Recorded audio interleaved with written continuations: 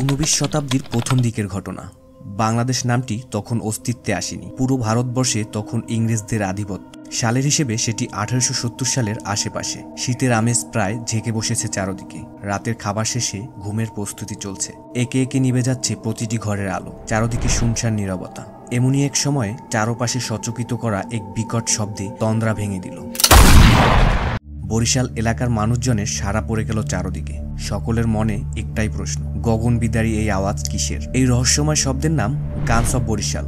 আজও যার আসল উৎস অজানা। প্রিয় দর্শক, আজ আমরা জানাবো বাংলাদেশের এক অমীমাংসিত রহস্যের কথা। এক রহস্য যা যুগ যুগ ধরে মানুষকে ভাবিয়ে তুলেছে। 1876 সালে ব্রিটিশ ম্যাজিস্ট্রেট হেনরি বেভারেজ তার লেখা ডিস্ট্রিক্ট অব বাকেরগঞ্জ বইয়ে প্রথমবারের মতো এই শব্দের কথা উল্লেখ করেন। তার বর্ণনা অনুযায়ী ফেব্রুয়ারি থেকে অক্টোবর মাসে বরিশালের দক্ষিণ ও দক্ষিণ পশ্চিম দিক থেকে রহস্যময় শব্দ শোনা যেত, যেমন একটা কামান ফাটানোর শব্দের মতো মনে হতো।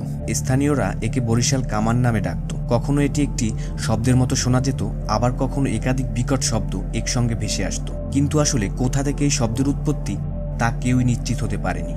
ব্রিটিশ শাসনামলে এই শব্দের কারণ উদ্ঘাটনে একাধিক প্রচেষ্টা চালানো হয়। প্রথমে ধারণা করা হয় পর্তুগিজ ও ডাচ জলদস্যুরা গোপন ঘাঁটি থেকে ভয় দেখানোর জন্য এমন শব্দ সৃষ্টি করেছিল। কারণ মুঘল আমলে বরিশাল ও পটুয়াখালীর উপকূলে জলদস্যুদের দাপট ছিল প্রবল। কিন্তু দীর্ঘ অনুসন্ধানেও এমন কোনো জলদস্যু ঘাঁটির অস্তিত্ব পাওয়া যায়নি। আরেকটি মত অনুযায়ী টেকটনিক প্লেটের নাড়াচাড়ার কারণে সাগরের নিচে কিছু বিস্ফোরণমূলক শব্দ তৈরি হয়। তবে এই যুক্তির সপক্ষে কোনো শক্ত প্রমাণ নেই।